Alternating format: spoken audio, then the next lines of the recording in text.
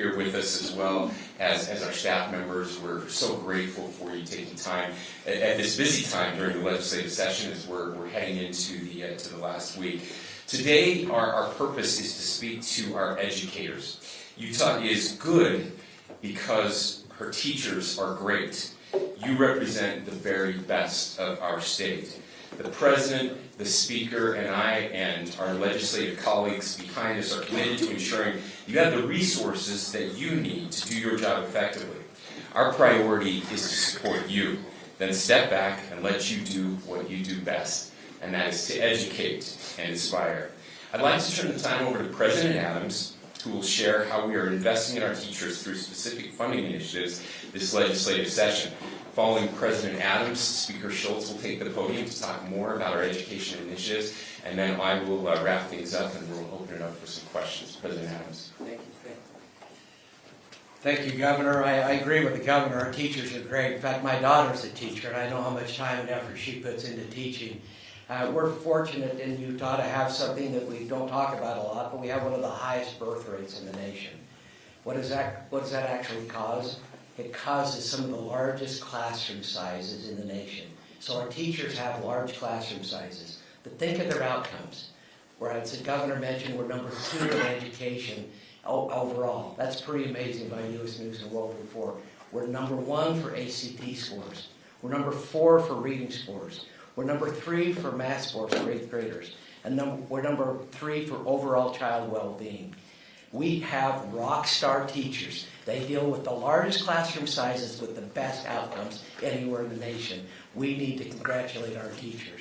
Over the past 10 years, the legislature has almost doubled the public spending on education. We spent almost $2.5 billion additional dollars on education over that period of time, a 94.7% increase. So today we not only want to congratulate teachers, but we want to show them our appreciation by giving them more compensation. We're announcing today a $1,400 direct salary increase to teachers, similar to the $6,000 increase we did in 2023. That's a $50 million appropriation for teachers directly to their salary. We're also announcing a $1,000 bonus for their support staff. When I was talking to my daughter during COVID, she talked about the fact that the support staff in this school were those that were most valuable. We don't want to forget them. So we're adding a $1,000 bonus for them, a direct bonus, in addition to the 4% WPU, which is about a $178 million investment. We have some of the highest teacher salaries in the West. In 2020, the starting teacher salary was $44,000. In 2024, it's almost $60,000. With this bonus, this additional compensation, our starting teacher salaries will be between $60,000 and $65,000. That's almost a 50% increase in 5 years. No other state in the nation has done more for teacher compensation than Utah. I want to congratulate and express my appreciation of the legislators that are here. Speaker Schultz, Governor Cox, we are united in this effort. And again, it's a great day for teachers. Thank you.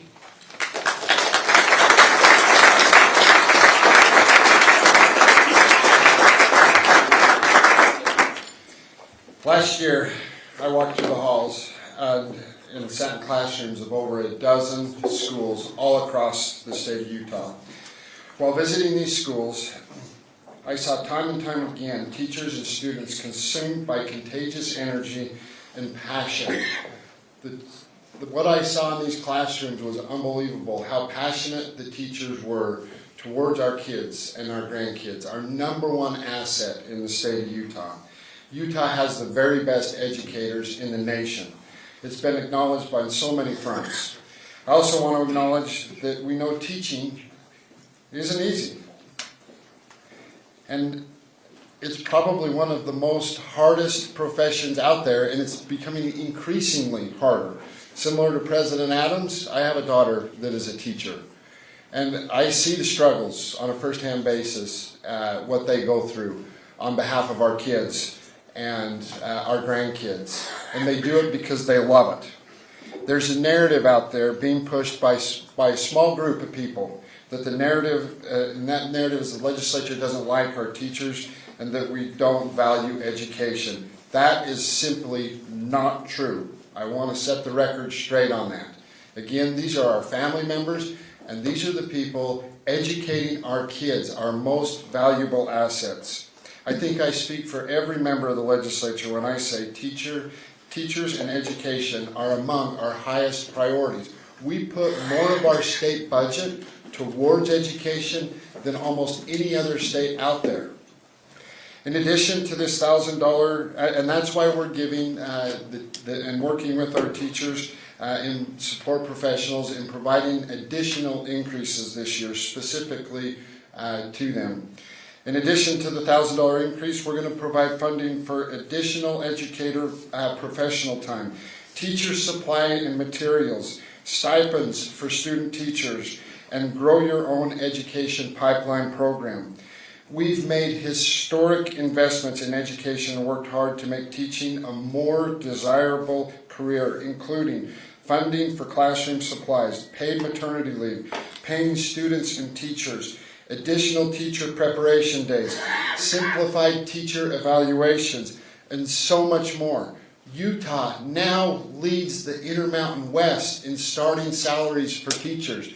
We have made that a priority over the last several years. We're hopeful that these things have and will make a difference to you, our educators. On behalf of the members of the Utah House, the Senate, and the Governor, we appreciate the role the teachers play in our state, for the sacrifices they make and the critical role in playing in building our state's future. Again, Utah's #1 asset, our kids and our grandkids. I want to give a huge shout out and thanks to my colleagues in the legislature that came to support this. Many of them standing up here, there's some in the back. We appreciate you guys coming and supporting our teachers and all that you do through the budgeting process to make sure education is taken care of. Thank you.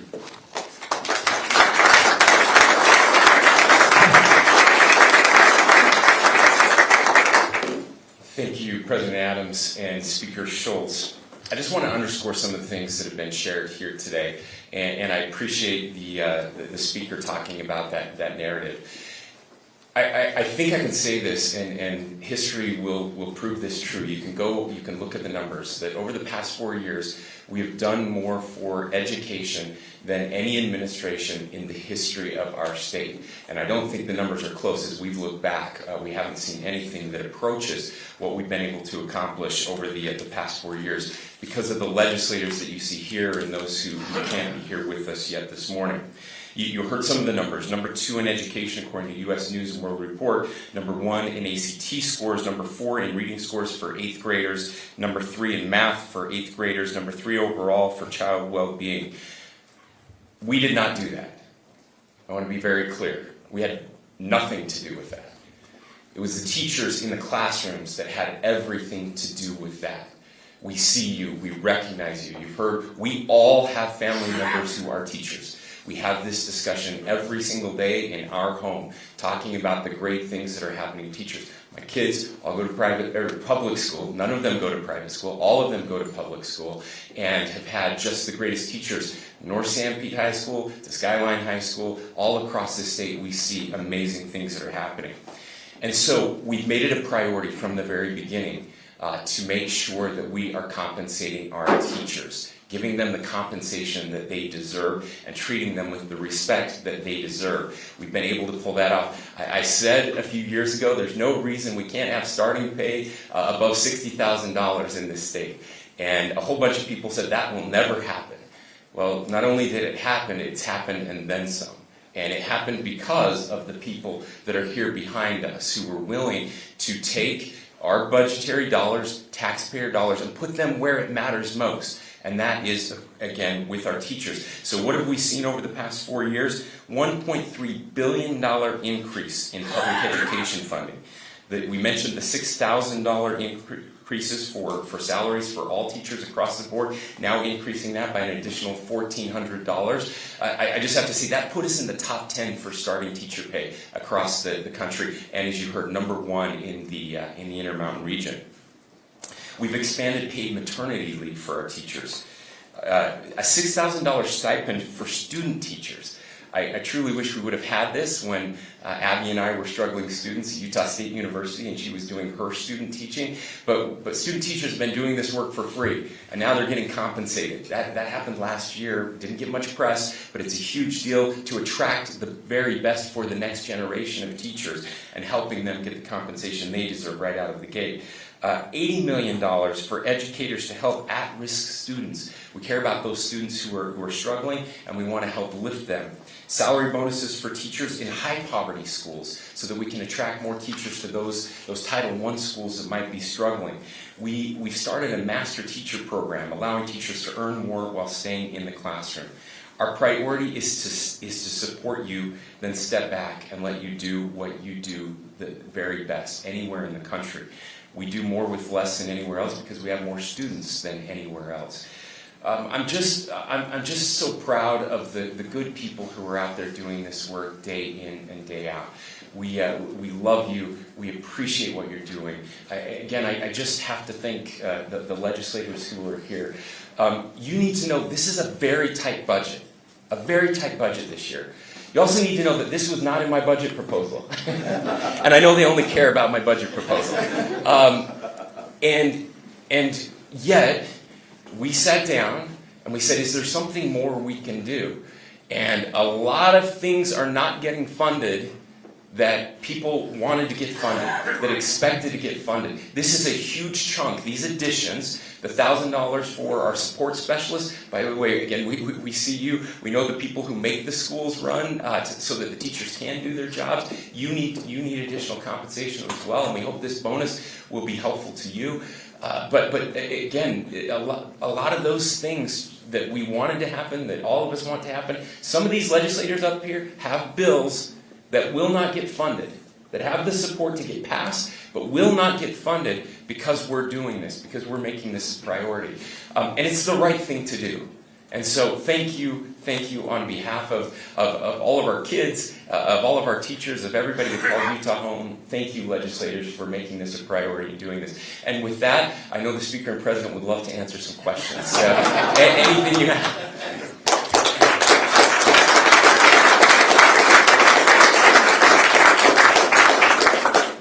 Just a few questions. Governor, do you expect that this will have any impact on a pending referendum over the veto of collective bargaining by educator unions? I don't know. That's certainly not the intention. We understand how this process works, and the Speaker and President and I have had these conversations. We know that's part of the legislative process. The referendum process is part of the legislative process, just like the veto process. So that's what we do. And ultimately, if there is a referendum, the people of the state of Utah will get to decide if that's a good thing or not. But what I can tell you is this is the right thing to do, no matter what's happening outside of this. Gentlemen, anything you'd like to add? We couldn't be more excited than to give teachers what I would say almost 44,000 to between 60 and 65,000. 50% more in the last 5 years for a starting teacher.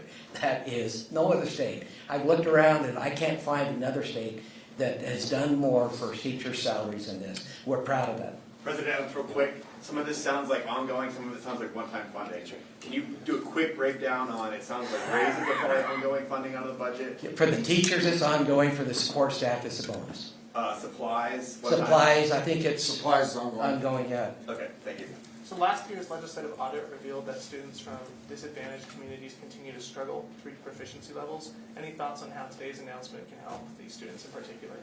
Yeah, well, and I'll let Governor and President Adams, but I want to come back to just Ben really quick and just say, look at what we have done over the last several years towards education. It's not this year that we reached the #1 salary in the Intermountain West and in the top 10 in the nation for starting salary for teachers. Utah, the legislature, the governor's office understands that our kids are our top priority and the teachers are our top priority and our #1 asset in the state of Utah. We are doing all that we can to fund that, despite what some of the other groups out there say. Now, Tell me your question again, sorry. Oh, the disadvantage. Look, the more we can do for education overall, then it helps bring those students up. We know that proficiency K through 3 is so important. It's been a top focus. Nobody's let out more on this than Senator Miller has, and some of the programs that she's pushed in making that a top priority. We're going to continue to do that. Work with our education professionals and the districts, the local districts, to make sure those problems are addressed. So I'm sure Governor. Yeah, and I'd like to say, we have unbelievable teachers. I mean, largest classroom sizes, best outcomes. But those teachers that actually focus on non-performing kids in disadvantaged areas, we're going to continue to work to try to make sure that there's a motivation, there's compensation for those gifted teachers that can actually take a non-performing student and actually move them into that performing. That's a gift. They're teachers, and most of it comes from their heart, how much they love the kids. Well, we have so many teachers out there that have that capacity. We're going to continue to focus on that. That's a big deal for me because I think that's where we do the most good, is trying to help those non-performing kids. And again, Speaker said it, this is not a today event. It's been a consistent effort for the last 4 or 5 years, and the governor's led it, speakers led it, these legislators have led it. This has been a consistent effort to try to take care of our teachers. And if I could, Brigham, just add maybe a couple things. The legislature made some really helpful changes over the past couple of years that matter. So when you look at the weighted pupil unit, the WPU, the way we fund schools, we now have a weighted pupil unit for disadvantaged students, for students that are struggling.